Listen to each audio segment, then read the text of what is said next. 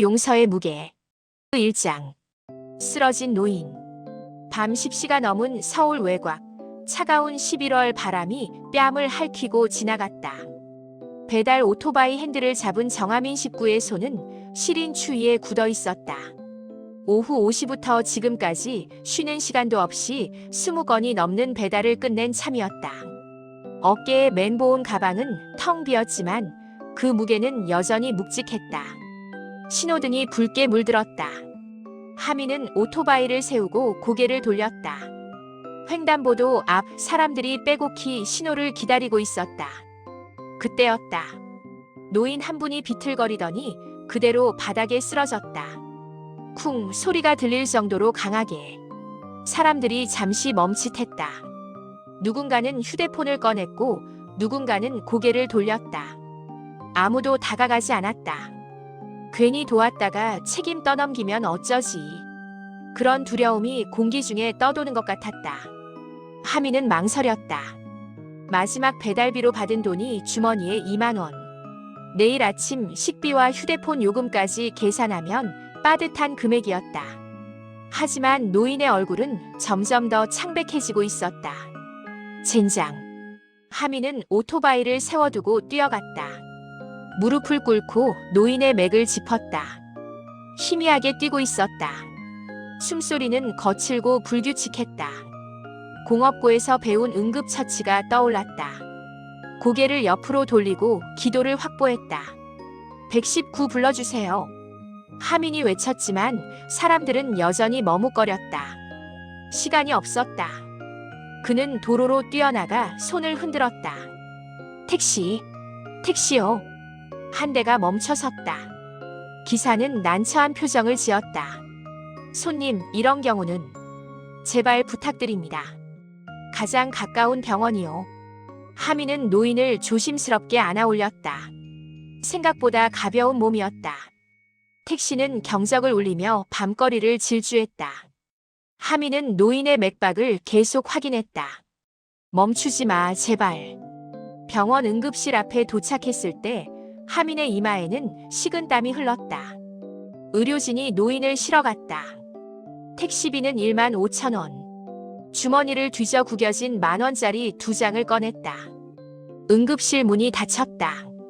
하민은 플라스틱 의자에 주저앉았다. 손이 떨렸다. 무서웠던 걸까? 아니면 안도했던 걸까? 살았을까? 그는 알지 못했다. 자신이 구한 노인이 누구인지, 그리고 이 선택이 자신의 인생을 송두리째 바꿀 거라는 사실을. 밖에서는 여전히 차가운 바람이 불고 있었다. 마이너스 마이너스 마이너스. 해시태그 2장. 벤츠와 봉투. 다음 날 아침 7시 40분. 공업고등학교 정문 앞은 평소보다 소란스러웠다. 저거 뭐야? 벤츠잖아. S클래스 SUV다. 억 단위야. 검은색 벤츠가 학교 앞 도로에 멈춰 서 있었다. 유리창에는 까만 선팅이 되어 있어 안이 보이지 않았다. 등교하던 학생들이 하나둘 모여들었다. 휴대폰 카메라가 벤츠를 향했다. 운전석 문이 열렸다. 네이비 정장을 입은 40대 남자가 내렸다. 선글라스를 벗으며 주변을 둘러보더니 오토바이를 끌고 들어오는 하민을 발견했다. 정하민 학생. 하민은 멈춰섰다. 낯선 남자가 다가왔다. 주변 학생들의 시선이 일제히 자신에게 쏠렸다. 저 누구세요? 남자는 공손하게 허리를 숙였다. 은성건설 비서실 이진혁입니다. 한도윤 회장님께서 보내셨습니다. 어젯밤 회장님을 병원으로 모셔주신 일 진심으로 감사드립니다. 순간 웅성거림이 커졌다. 은성건설? 그 건설회사? 회장을 구했다고? 이진혁은 가죽 서류 가방에서 흰색 봉투를 꺼냈다. 봉투는 두툼했다. 회장님의 마음입니다. 부디 받아주십시오. 하민은 봉투를 보며 뒷걸음질 쳤다. 본능적으로 알았다. 저 안에 든 돈이 얼마나 큰 액수일지. 저 받을 수 없어요. 하민 학생. 아니, 정말로요. 저는 그냥 당연한 일을 했을 뿐이에요. 누구라도 그랬을 겁니다. 이진혁은 난처한 표정을 지었다. 하지만 하민은 고개를 저으며 오토바이를 끌고 교문 안으로 들어갔다. 그 순간 사방에서 셔터 소리가 터졌다. 수십 대의 휴대폰이 그 장면을 찍고 있었다. 미쳤다. 저거 얼마일 것 같아? 최소 1,000만 원은 되지 않을까? 근데 진짜 거절하네. 대박. 점심시간이 되기도 전에 영상은 SNS에 퍼졌다. 유튜브 쇼츠, 인스타그램 릴스, 틱톡. 제목은 비슷했다. 재벌 회장 구한 배달 청년 거액 보상 거절. 조회수는 기하급수적으로 올랐다. 댓글이 달렸다. 이게 진짜 선행이지. 요즘 같은 세상에 저런 애가 있다니. 공업고 학생이라며? 진짜 대단하다. 저녁 8시 작은 투룸 아파트. 윤서연은 설거지를 하다 말고 거실로 나왔다. TV에서 뉴스가 흘러나왔다. 오늘 한 고등학생의 선행이 큰 화제가 되고 있습니다. 은성건설 한도윤 회장을 구한 배달 청년이 거액의 보상을 거절하며 화면이 바뀌었다. 병상에 누운 노인의 얼굴이 클로즈업 되었다. 서연의 손에서 접시가 떨어졌다. 바닥에서 산산조각이 났다. 엄마? 방에서 나온 하민이 놀라 물었다. 서연은 TV를 뚫어지게 바라보고 있었다. 그 얼굴, 20해 전 그대로였다. 조금 늙었지만 틀림없었다. 그 사람, 서연의 목소리가 갈라졌다. 아직도 살아있었네. 엄마, 무슨 소리야? 하민이 다가왔지만 서연은 대답하지 않았다. 눈빛에는 놀라움이 아니라 깊고 오래된 분노가 타오르고 있었다. 한도윤. 그 이름. 20년 동안 잊으려 했지만 잊을 수 없었던 이름. 그리고 이제 자기 아들이 그 남자의 목숨을 구했다. 서연은 떨리는 손으로 리모컨을 집어 TV를 껐다. 어둠 속에서 그녀는 조용히 웃었다. 마이너스. 해시태그 3장. 잊힌 사고. 그날 밤 서연은 잠들지 못했다. 침대 옆 서랍을 열었다. 오래된 신문 스크랩이 나왔다. 누렇게 바랜 종이. 20년 전의 기사였다. 신도시 주상복합 붕괴. 13명 사망, 47명 중경상. 사진 속에는 무너진 콘크리트 더미가 보였다. 철근이 뒤틀려 있었고 먼지가 하늘을 뒤덮었다. 서연은 손가락으로 사진을 쓰다듬었다. 저자네 속 어딘가에 아버지가 있었다. 2005년 6월 14일. 경기도 신도시 개발 현장. 은성건설이 시공하던 32층 주상복합 건물의 지하 주차장이 무너졌다. 오후 3시 27분. 콘크리트 타설 중이었다. 윤태준. 서연의 아버지. 당시 48세. 현장 감리로 일하던 그는 구조상의 문제를 발견하고 보고서를 올렸었다. 철근 배근이 설계와 다릅니다. 즉시 시정해야 합니다. 하지만 공사는 멈추지 않았다. 일정이 지연되면 위약금이 발생했다. 은성건설은 문제없다는 자체 검토 의견으로 공사를 강행했다. 그리고 그날 천장이 무너졌다. 태주는 인부 3명을 먼저 밀어내고 자신은 미처 빠져나오지 못했다. 구조대가 도착했을 때는 이미 늦었다. 8시간 동안 잔해 속에 갇혀있던 그는 병원으로 이송됐지만 새벽 4시에 숨을 거두었다. 서연은 당시 24살. 대학을 막 졸업하고 취업을 준비하던 때였다. 영안실에서 본 아버지의 얼굴. 먼지투성이었고 이마에는 깊은 상처가 있었다. 아빠. 서연은 그 앞에서 무너졌다. 장례식장에는 기자들이 몰려들었다. 하지만 은성건설에서 온 사람은 없었다. 대신 며칠 후 회사 측 변호사가 찾아왔다. 유가족분들께 위로금을 전달하고자 합니다. 다만 이번 사고는 하청업체 소속 인부의 작업 미숙으로 발생한 것으로 조사되었습니다. 뭐라고요? 어머니가 벌떡 일어났다. 제 남편이 보고서를 올렸어요. 설계에 문제가 있다고 했다고요. 그 건에 대해서는 확인된 바 없습니다. 현장 인부가 안전수칙을 위반한 것이 직접적인 원인입니다. 변호사는 차가운 목소리로 말했다. 소송을 제기하실 수도 있지만 시간과 비용이 많이 소요될 겁니다. 합의하시는 게 유가족분들께도 나을 것 같습니다. 결국 대부분의 유가족은 합의했다. 서연의 어머니도 그랬다. 남은 빚과 장례 비용, 그리고 혼자 남은 딸을 생각하면 선택의 여지가 없었다. 보상금은 턱없이 적었다. 2천만 원. 일주일 후 TV 뉴스에 한도윤이 나왔다. 당시 상무였던 그는 기자회견장에서 말했다. 이번 사고는 매우 불행한 일입니다. 하지만 기업은 멈출 수 없습니다. 우리는 더 안전한 건설 현장을 만들기 위해 최선을 다하겠습니다.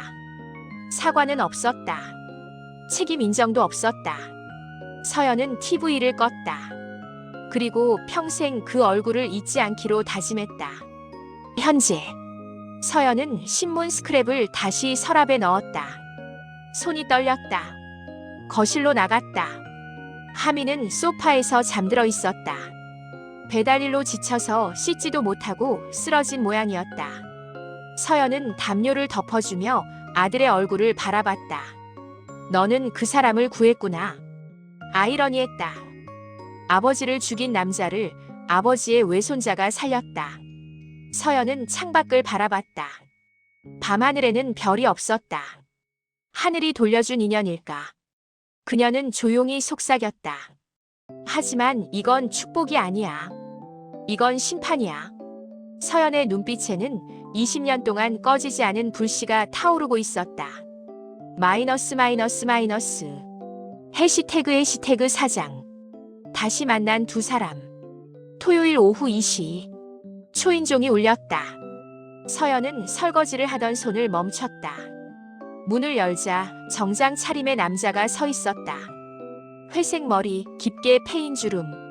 하지만 그 눈빛만큼은 20년 전 그대로였다. 한도윤. 안녕하십니까?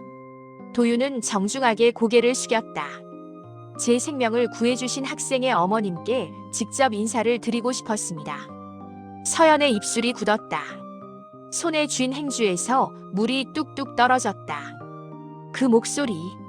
TV에서 수없이 들었던 악몽처럼 되살아나던 그 목소리. 오랜만이군요. 서연이 천천히 입을 열었다. 회장님. 도윤의 표정이 굳어졌다. 그는 서연의 얼굴을 자세히 들여다봤다. 어딘가 낯익은 느낌. 그리고 순간 기억이 퍼즐처럼 맞춰졌다. 혹시 윤서연 씨? 목소리가 떨렸다. 윤태준 감리님의 딸입니다. 서연은 냉정하게 대답했다. 기억하시는군요. 의외네요. 도윤은 한 걸음 뒤로 물러섰다. 20년 전의 비극이 눈앞에서 되살아났다. 무너진 건물, 잔해 속의 시신, 영안실에서 통곡하던 젊은 여자. 들어오세요. 복도에서 이야기하긴 그렇잖아요. 서연은 문을 활짝 열었다. 도윤은 조심스럽게 신발을 벗고 들어왔다. 좁은 거실, 낡은 소파, 벽에는 하민의 상장 몇 장이 붙어 있었다. 앉으세요. 서연은 소파를 가리켰다. 도윤은 앉았다. 무릎 위에 올린 두 손이 미세하게 떨렸다. 먼저 말씀드려야 할 것 같습니다. 도윤이 입을 열었다. 아드님께서 제 목숨을 구해주셨습니다. 그 은혜를 어떻게 갚아야 할지. 은혜요? 서연이 끊었다. 목소리에 비웃음이 섞였다. 참 아이러니하네요. 20년 전에 제 아버지가 어떤 사고로 죽었는지 기억하세요? 도윤은 대답하지 못했다. 신도시 주상복합 붕괴 사고. 아버지는 철근 배근이 잘못됐다고 보고서를 올렸어요. 하지만 당신네 회사는 무시했죠. 일정이 지연되면 돈이 깎이니까. 그 일은. 도윤의 목소리가 갈라졌다. 평생 후회했습니다. 정말입니다. 후회요? 서연은 날카롭게 웃었다. 당신의 후회로 제 인생이 달라졌나요? 아버지가 돌아왔나요? 어머니가 빚에 시달리다 돌아가신 게 당신 후회로 바뀌었나요? 죄송합니다. 도윤은 고개를 숙였다. 변명의 여지가 없습니다. 제가 책임져야 할 일이었습니다. 이제 와서 사과가 무슨 소용이에요. 서연은 창밖을 바라봤다. 당신은 회장이 되었고 저는 밤새 김밥을 말아 생계를 유지했어요. 제 아들은 학비를 벌려고 배달 아르바이트를 해요. 공평하지 않죠? 침묵이 흘렀다. 그런데 그 아이가 당신을 구했어요. 서연이 돌아봤다. 웃기지 않아요? 하늘이 장난치는 건지. 도윤은 떨리는 손으로 주머니를 더듬었다. 봉투를 꺼냈다. 이걸로 부족한 건 압니다. 하지만 필요 없어요. 서연은 손을 내저었다. 아들도 거절했잖아요. 저희는 당신한테 빚지고 싶지 않아요. 그럼 제가 무엇을 해드려야? 아무것도요. 서연은 일어섰다. 그냥 가세요. 그리고 다시는 저희 앞에 나타나지 마세요. 도윤은 천천히 일어났다. 그의 눈가가 붉어졌다. 정말 죄송합니다. 그가 문을 나섰다. 계단을 내려가는 발소리가 들렸다. 서연은 문을 닫으려다 멈췄다. 복도 구석 하민의 방문이 살짝 열려 있었다. 아들의 눈이 보였다. 충격에 젖은 눈빛. 들었구나. 서연은 조용히 문을 닫았다. 그날 밤 하민은 잠들지 못했다.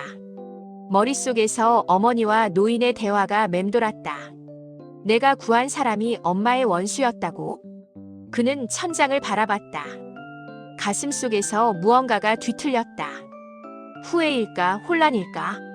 자신이 한 선택이 옳았던 걸까? 마이너스.